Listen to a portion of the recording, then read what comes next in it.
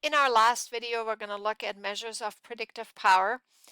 So one plot we can graph is actually a residual plot, which looks at each value's distance from the linear regression line and plots it on a residual plot.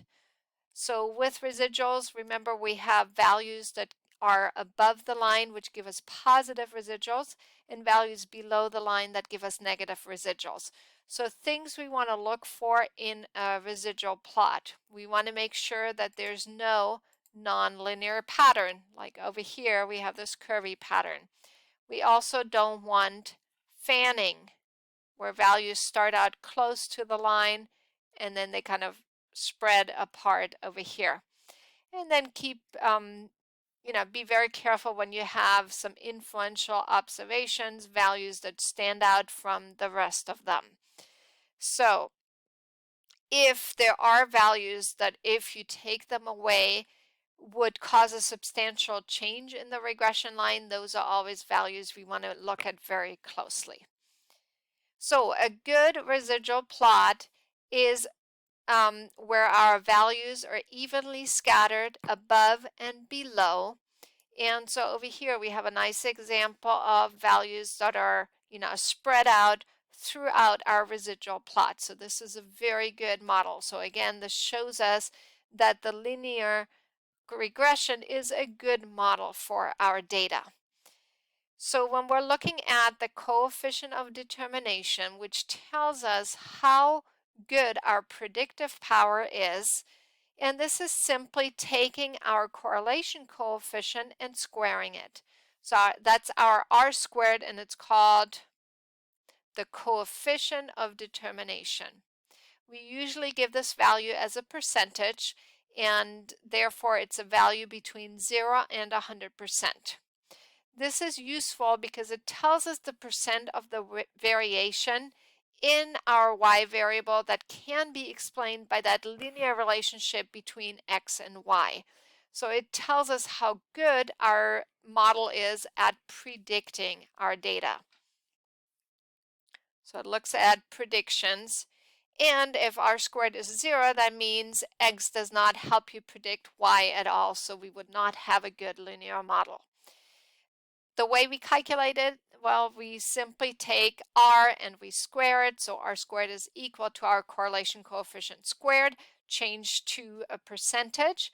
Now, if instead I give you the r squared and I'm asking you to find the r, well, then you're going to have to take the square root of that and consider whether it's a positive or negative sign, either by looking at your scatter plot or by looking at your linear regression equation, right? If we have a negative slope, that means we have negative correlation, which means that you have a negative sign in front of your R. Same thing on the scatter plot. If you have a negative linear trend, right, if the values go down, that means your R is negative. If, on the other hand, we have this upward trend, then R is positive.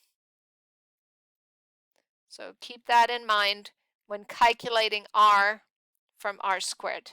Not only do you have to take the square root, but you have to consider the sign.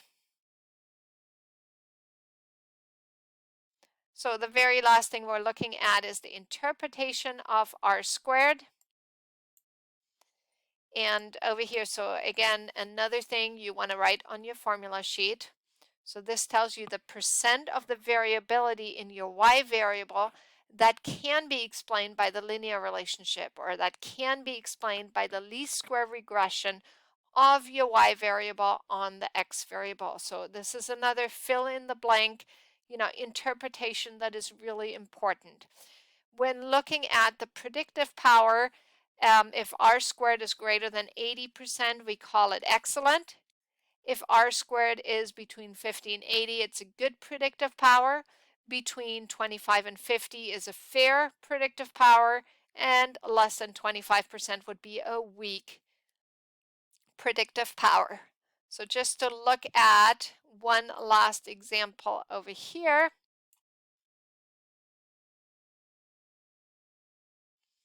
we're going to look at this example of education was measured as the percentage of resident aged at least 25 in the county who had at least a high school degree. Crime rate was measured as the number of crimes in Florida County in the past year per 1,000 resident. The correlation coefficient between these variables is 0.67.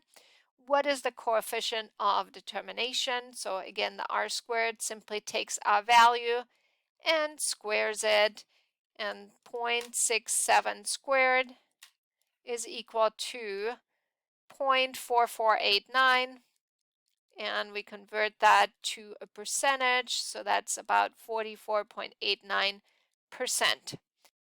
Looking at our chart above, that's a fair predictive power.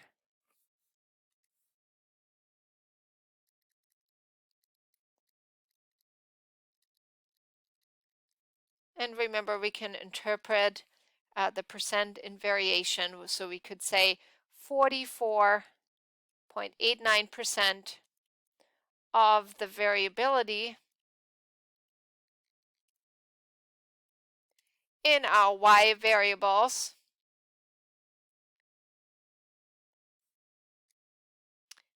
in the number of crimes in Florida, in this Florida county, can be explained by the percentage of residents that have a high school degree.